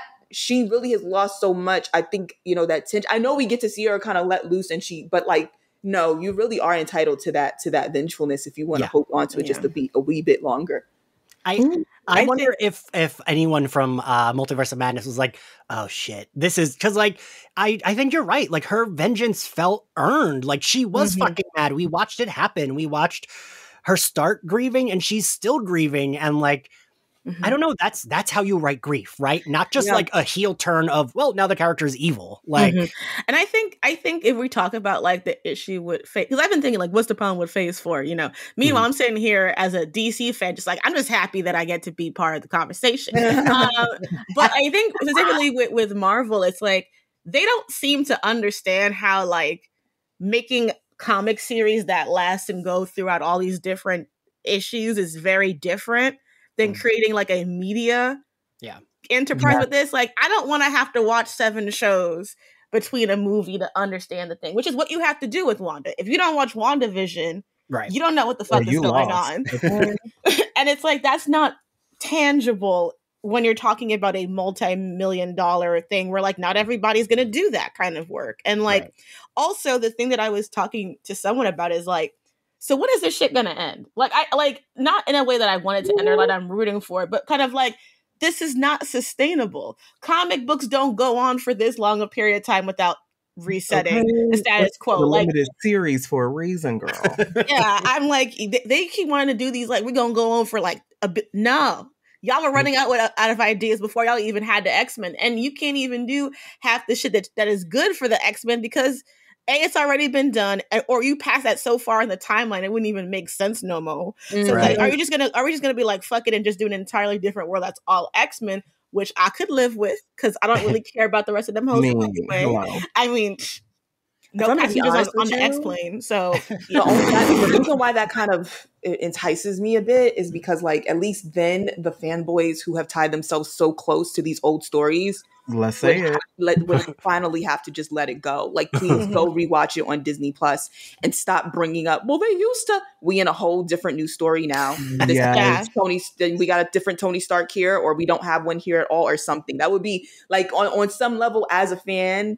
You know, I love the idea. It's chaotic. It's all connected, but like, it's worth it. Because Princess, to your point, something that has been really irking my spirit, especially since we were, you know, granted access back to Wakanda for Wakanda Forever, is the fact that the White Wolf mantle idea was squandered on Bucky. And I say this because I think, Ashley, you mentioned earlier about, you know, seeing Shuri, you know, run on vengeance just a little bit more. In Hickman's run, Shuri uses, so there's a police force in Wakanda called the Hattusatsu. And they are they're all white wolves, essentially. They're like their arm of like paramilitary intelligence type shit. And she uses them exclusively to wipe out Atlantis, to show Namor that, like, when you do fuck around, you will find out. But, like, the fact that, like, we can't even get a scene like that because it was just casually been like, oh, yeah, you know, Bucky, he's the White Wolf or whatever. Girl. Girl. No, I think you're totally right. And I think it's really like, and I think this is kind of a continuation of stuff with like them bringing in Riri and then bringing in, you know, what's her face? My girl from Hawkeye. Like, I love all these young actresses. I think it's neat what they're trying to do, but this shit is not sustainable. It's just like, no one cares. Like, I like these characters and I don't even care. You know, I love Ironheart. I love Riri Williams. I'll watch it. I love Miss Marvel. I have not watched a single episode of that show because I'm just like, first of all, they haven't really got any of these kids right in the first place. They keep messing with their powers and making them do weird shit that I can't really accept into my spirit. But you cannot lock in an actor for like 10 years to do this role, put this much, keep screwing over VFX people, trying to do films 5-10 years in advance, laying out all these phases. Like, comic books don't work this way. And we have spent so much time trying to make comic books seem like to make it be respected in the industry. Girl. That I feel they have lost along the line that these are supposed to be fun adventure stories. Periodical. Sometimes an Elseworld, baby. You know what I mean? Sometimes you get a little bit of extra sauce on the side. But this is not supposed to go on for 15 years, 20 years. It is not a sustainable thing, and you will burn out so quickly. And that's why there's so much Marvel fatigue, and it trickles into DC as well. Because Marvel has become because the MCU is the new cinematic sheen, girl. Like it's like midnight fashions that disappear by the stroke of midnight. Like it's Shein. It's the Shein of cinema. Like it really is the Shein of cinema. Scorsese was right. I apologize, white man, for ever doubting you because you knew what you were talking about. Because it's giving Fashion Nova. It really is. Well, I'll just say this. I saw Black Adam. I enjoyed it for what it was. And then I would read the reviews of it and I'd be like, y'all are complaining about the same things y'all been complaining about for like 10, 15 years about every mid-tier Marvel movie. But y'all don't care. Because it's like, the genre is not going to evolve any deeper than it already is. Like, I'm sorry, like, unless you're going to do some really radical shit, which y'all can't do because you want it to be for the biggest audience possible. Hello. It's going to be boring because comics are already more radical than anything that's in the MCU, which is why whenever people get mad at me for saying, like, in the comics, it's like, well, why do I have to wait 20 years for a woman to kiss another woman on her ball head when I could read the comics and have whole gay couples that have been together for years? Why would I be excited about that? Yes. Just another woman on her bald head. At least I was hyped for that, to see that portrayal because I've read the comics and like, but at least I didn't think they were going to do it. At least I knew they wouldn't, but at least they didn't gas us up the way Love and Thunder did, So it was like, I was less disappointed. Still disappointed, but less so, at least like, because that shit still irks me. You just had her kiss somebody's hand. What the fuck? Yeah, like they acted like there was like everyone was like it's sucking so dick in that movie. Yeah, they were scissoring. They had the bisexuals in a gorilla grip. Like, no, girl, I'm sorry to tell y'all, it's not happening in a Thor movie. You thought it was happening here? That like always pisses me off the most. It's like, don't like say how gay it is, especially like you're all straight people and you're like Natalie Portman and Taika Waititi. I mean, I guess Taika Waititi, I don't know if he identifies straight, but like the two of them mean like, it's so gay. And like, what movie did you watch? And the thing about it too, like it may be gay for a Marvel movie, but you guys know that's not the standard. You was in Black Swan, Natalie. Right. I'm just like, why is, like, how is the Bifrost being more queer friendly than like this entire girl? It's embarrassing to use a Wakandan term, and I just, I find myself getting tired because at least as dumb and silly as Black Adam is, at least it's not pretending to be some kind of like radical. That was what it was, and I gagged. Yeah, like I had a great time watching Dwayne doing his Dwayne. I was telling someone I want MCU movies to end up becoming like rom-coms. Give it a little budget, give it the respect of being part of a genre, but we don't have to have this shit 7 times a year. I really cannot. And it's because it's untenable. And also I'm also very sad that we keep getting so many great POC directors getting dragged into this system and then getting dragged by critics for having to be a part of this system. We saw it with Eternals. We saw it with Love and Thunder. We've seen it even to a degree now. It's like, now that we finally have diversity, we have Black and brown people making money in this Marvel cluster. Now everyone cares that the CGI looked like shit. I'm like, okay, girl, good for you. I will say though, like none of y'all are like truly. So first off, because the VFX, none of y'all saw fucking Dark World. Okay. Okay. But I'm like, I don't know. The like VFX stuff really be grinding my fucking gears because if you have had to work with someone or know someone who does VFX, please feed that baby a cashew bar right now. Like the chances are they probably haven't eaten anything. Like they're stressed out of their fucking minds. But it's just so like fascinating to me that out of nowhere that there are all of these critics that's just like, yeah, it's bad VFX. And I'm like, babes, like, girl, did you know the pubic hair in this scene was also VFX? Like, what are you talking about? Yeah. Like, but I don't know. I feel like, Princess, to your point, we're at a point now in sort of the pop culture lexicon where to be a Marvel fan is to imbibe endlessly Marvel content. And like, that isn't the way that we've enjoyed comic books ever. It's not the way that we've enjoyed TV ever. And sure as hell isn't the way that we enjoyed film. Like, to quote Vision from Age of Ultron, it's one of my favorite scenes lines that he says, And he says humans aren't beautiful because they can last long. Like they're beautiful because there is a timeliness to their existence. And like, girl, same. I do not want to be thinking about me being pushing 42, being like, oh my God, X-Men finally come to theaters. Like, and don't get twisted, we will go. The point is that like it's just like I feel exhausted by this entire panopticon of comic book movies because they're not fun. They're not fun. They're not radical. They do not honor their creators. And the people who really deserve to get paid, which are the comic book writers and artists who built these characters up, don't get paid shit. So like, what if you care about this thing besides like any other blockbuster film? Like, you have to care about what this is doing to the industry that we love. Like, I love comic books. Comic books is how I felt seen. Like, to me, there are very few movies that will ever top that 2000 at first X-Men movie. Yes. Just on a spiritual level. But that's because it was doing something different. Yeah. We don't even mention the Holocaust in fucking Captain America. Yeah. I still stand by X2 being one of the best superhero movies. Oh, that's correct. Absolutely. Still, yes. Hands down. But okay, so before we get tangents. So is there anything we want to talk about plot-wise? So I guess we did kind of cover everything, but if there's anything any of y'all want to bring up.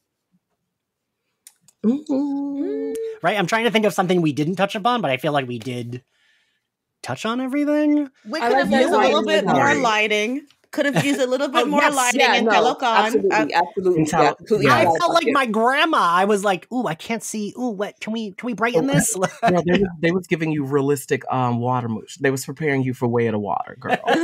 Listen. I watch David Attenborough documentaries. Okay, I be seeing shit very clearly when he is playing it. Okay, so if my boy can do it, there's no excuse. Okay. I'm glad I wasn't the only one. I really felt like such a fucking grandma. Right. I will say the one thing I want to call out before we wrap this up. The score by Ludwig Göransson. That white man can pop. Girl, okay? Because first off, like, he started the first movie by like going to Senegal and then just like working his way across the continent.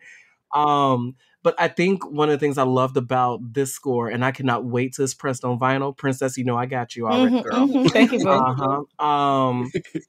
Is that the anger and the frustration that like you feel with certain characters, Namor and Shuri specifically, it's embedded in the score itself, and it has like this kind of like undercutting, like electro synth to it.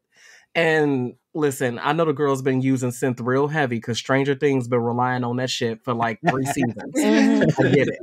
But here it is used in a way that like adds to the cultural nuances of the music, and it's breathtaking. So I highly recommend just like listening to the score on Spotify if you can. And even just the naming conventions of the title tracks and stuff is just like it's great. It's fantastic. Yeah, the score was really good. I actually even think I know everyone, like you said, everyone's been annoyingly complaining about the VFX suddenly. I thought there wasn't a moment in the movie where I even noticed. I mean, we need to be thankful because Black Panther 1 had the PS3 graphic. That is true. Where T'Challa was looking like a whole Tomb Raider avatar. Like, girl. You are right. We lived through some things. And actually, I will say, while that just triggered a thought for me, sorry. I think this is probably one of the best third acts that Marvel has ever pulled off. Yeah, for sure. Act 3 is truly their Achilles heel. And I think it was because of just how personal the stakes were and how personal the fight was. And so this Act 3 didn't give you like bombastic like VFX overload. Like the most VFX you were really getting was like Namor darting around in like the Midnight Angel suits, which are gorgeous. I think in live action, but it was a really well done Act 3. Yeah. Especially when you comparatively look at movies like Shang-Chi or Multiverse of Madness, when like girl, all you see is just red at a certain point with Wanda darting around. And you're like, okay, I guess the bitch is going off. Aaron, that was literally my, like, I love Shang-Chi, but that end when and it's like, I don't even know what's going on. Like, girl, it was given a Final Fantasy cutscene. It's true. And so I saw that movie with my mom, God bless her. So she didn't know anything. So Awkwafina was her favorite character. Baby. And I had to be like, okay, mother, that's nice. I'm glad you can't tweet. But I will say, as someone who just watches, like, who grew up watching, like, that style of, like, Chinese cinema, I was like, is this the best y'all could do? Yes. And it's weird because I think that movie's, like, really fantastic. But then that third act is a mess. And it's the Marvel issue. And yet still again, not something that becomes, something that attached to the director, who is himself, like, half Japanese and Hawaiian. And it's like, that's not his fault. It is how they asked them to make these mediocre films, because I just looked it up. They have plans for a Phase 6. Yeah. God be good. I can't. Phase 5 starts next year. And what is King Dynasty supposed to be? That's supposed to be in this 6 thing. Yeah. And I'm just saying, it's supposed to be a Spider-Man's. I think they should honestly wrap it up around. That's supposed to have Fantastic Four stick again. Aaron, you mentioned pushing 42 and being like, ooh, X-Men. I am turning 40 next year. So I'm going to be like 50 and be like, ooh, X-Men. Yeah. Girl, okay, my hip is going to be in rotation. I'm like, Storm, you better like this. Like, me and you with our canes. I'm really concerned about this. Like, I'm gonna be up in the theater popping an oxy because my hip just ready to it's ready to mutate itself, and like we still waiting for the mutants. But Godspeed. But you know what, Aaron? I'll be right there with you with the walker. Be like, listen, I do what I gotta do to make sure I see a dark skinned Storm before I leave this earth. Like, or not. That's all we want. Listen, we have to do it. You gotta push through with the walker too. Okay, I'm gonna be right fucking there, girl. We're gonna be at the front singing "We Shall Overcome." She gonna get all the Negro spiritual. Yeah. I know that in the afterlife of my invention, when I meet God, it will be Grace Jones as Storm, and I will be like, and then I will that I am home. All right. I'm gonna wrap this up. Oh, wait. I have one thing I want to say. Go ahead. Yes. I love Michaela Cole. Yes. Why in Bass' name did we have to put this woman on everything? She can only be in 2 scenes. Yeah. Right. I'm not even Storm. And I just sit here just like... I knew they weren't going to bring in Storm because that would have been cheating. But I do... She would have been a great cast for Storm. So it's like... I'm happy she's in the MCU, but it's like you didn't do as much with her character. So now it's like... You could have sat on this and waited till the X-Men came around. Yeah, it feels like, all right, now what? Like, we got her in 2 scenes? Yeah, like that's, it really, I mean, Okoye is supposed to be getting her own show.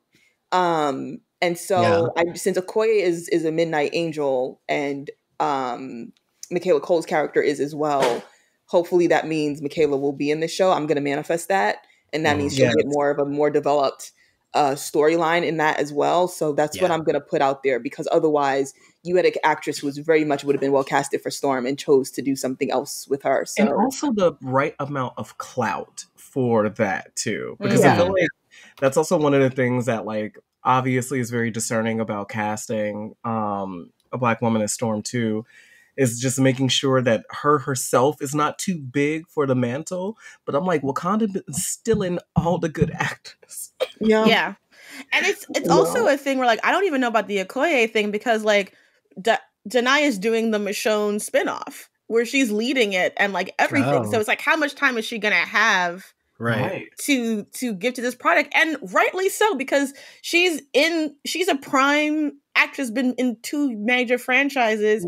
Why would she tie herself down to just one thing for 10 years? Yeah, because I'm sure everyone who is attached to Marvel is learning from the original 6.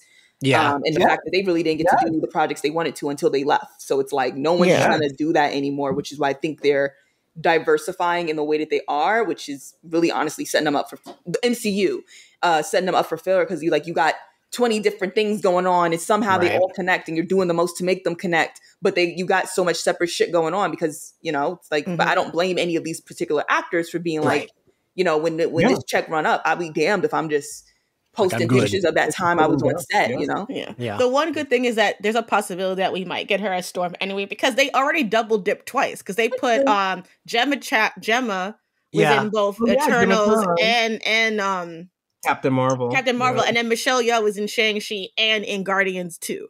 So it's like they've had to double dip because they just keep hiring the same 7 people. Also get new actors. Yeah. All right, sorry, that's it. No, that's okay. And yeah, they've double dipped a few times, which like they could do it. But yes, let's wrap this up. We're running a little late. What is favorite scene or moment from the movie? I guess we'll do Princess. My favorite moment was M'Baku coming in with his carrot, so aggressive to the meeting. I just think that actor is so fun, and he is so good at being fun, and he was like being a fine, sensitive Black man this whole movie, supportive, considerate, and vegetarian. Okay. That's a husband. Ashley? Just to go back to that scene as well is, you know, it's also a good callback to the "we're vegetarian" line from the first movie. But I think I'd have to say, I mean, I already talked so much about the Okoye up against Namora and Natomura. Yeah. So I want to say instead the scene before that, when we get Shuri driving the car. No, excuse me, I'm a liar. Okoye's driving the car, Shuri's on her motorcycle, and then Riri Williams is also doing her thing in the sky. It was a nice, short, happy moment before things went completely left. Yeah. But like we get to see this, like, I feel like Shuri for a very brief moment in this film got to feel like a little sister again a bit, because she departed away from Okoye when Okoye told her not to, was out doing her thing, kind of being the mischievous one that we saw in like that first film when she's driving, and the way T'Challa would allow her to, like, I'm not going to let you physically be there, but I know you want to be part of the mission, so let me, you know, like we got to see this sort of bit of like in the action on the field thing that Shuri was kind of thirsting for in that first film before things got way more serious. And then we also get to see that Riri Williams is not someone who needs to come into her genius. She's already there with this already built suit. They did mirror Iron Man a bit with her going beyond her air capacity to destroy the plane and then falling the way Tony did in Avengers. So it was a nice mirror image, but not too much of a tie-in where, you know, we're going to do completely what we did in the comics. I just love that the scene showed the strengths of these 2 young women who are clearly going to play a very big part in the future of the MCU. But then when things got dirty with Namor's people coming in, Okoye was the one who handled that battle. So yeah, I like that we got to see these 3 of my favorite characters in this one place shine in their particular moments. Aaron? I'm gonna keep this short and sweet.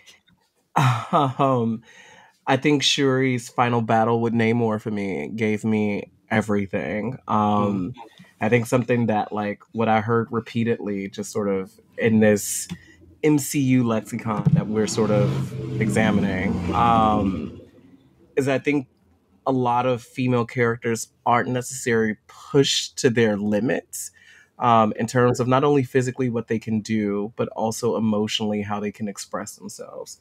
So to get that, both of those in that fight sequence, like, it's just really satisfying to watch. And also kitty claws. Yes. All that. I just realized we did not talk about the Wipes plot line at all. So fuck the CIA. We did not talk about them, did we? No colonizers. We sure did. Goodbye to them. Yeah. It was nice to see you. Shout out to Mark, Agent Ross. We rocking with Mark. Yes, we rocking with Mark. My only comment is I like seeing Julia Louis-Dreyfus in the MCU, but that's it. Yeah, Julia Louis-Dreyfus could get it. Like, to be honest, I'd be like, listen, she fine. Funny as hell. So yeah, I think my favorite, it's a tie. It's either Okoye's battle on the bridge, is just such a good fucking fight, or the scene between Okoye and Ramonda when she's like telling her to like put down her spear and she's no longer the general. Just both of them were just like acting at like a 10. Mm-hmm. I guess we'll probably all give it the same grade, an A, right? Yeah. Yeah. All right. Well, thank you all for joining me. Thank you all for listening. If you like Slayerfest 98, you can find us on Apple Podcasts, Spotify, YouTube, and anywhere else you get your podcasts. You can support us on Patreon. We have just finished What If Season 1, and we will be getting to Harley Quinn Season 3. We've covered 1 and 2. And if you want to follow us on social media, we are at SlayerFestX98 on all platforms. I am Ian X Carlos on all platforms. Ashley, where can everyone find you? Ashley K. Smalls on basically all social channels, Instagram, Twitter. TikTok is where I'm probably more active right now. I have a Marvel fans community on Twitter, Marvel Fans Assemble, so you can look us up. I don't know what's going on with Twitter right now because there's a lot going on with Twitter right now. But for the time being, we are still there. And then what else? Oh yeah, actually, I'm on Tumblr too. I'm going to promote that because if things go left with this Elon Musk thing, I'm making the switch. Oh, no, that's right. I've been meaning to go back to Tumblr and like revamp my Tumblr. Princess, where can everyone find you? I unfortunately on Twitter at Weeks Princess. I also have a Tumblr, so I'm gonna work on that. I think my Tumblr name is like Melina Pendulum still, so I should probably fix that. But mostly, if you want to find my content, you can find it on YouTube at Princess Weeks. I do video essays, and a lot of them are pretty good, I hear. So, and Aaron, where can everyone find you and your comics? Yes. So on the socials, I am magical.poppy. That's PAPI. On Instagram, TikTok, and Twitter, it's magical DOT Poppy. And then comic stuff. Yes, you can find my comic Bitchcraft on Webtoons. So you just type in Bitchcraft, which is BYTCHCRAFT. And that's it. Yeah.